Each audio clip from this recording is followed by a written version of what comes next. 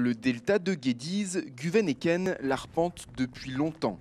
À la fin des années 90, ce sont ses observations, ses rapports et sa mobilisation acharnée qui ont permis de faire de cette zone de reproduction pour les oiseaux aquatiques un espace protégé et non un port comme c'était initialement prévu.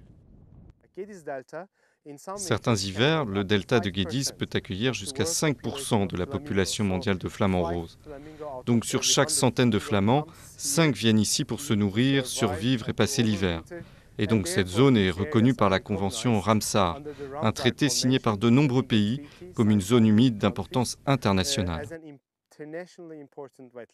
La Turquie est cette année une véritable pouponnière pour flamants roses grâce aux abondantes chutes de pluie et de neige l'hiver dernier.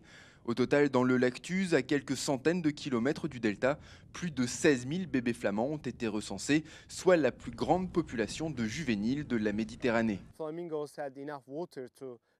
Les flamands ont eu suffisamment pour élever leurs petits. Mais par exemple, en 2008, des centaines de juvéniles sont morts de déshydratation dans le lac Tuz à cause du manque d'eau, car toute l'eau avait été pompée pour l'agriculture. Car l'eau est un véritable enjeu politique et économique en Turquie. Au total, entre les constructions déjà réalisées, celles en cours et celles en projet, le pays pourrait un jour compter jusqu'à 2000 barrages.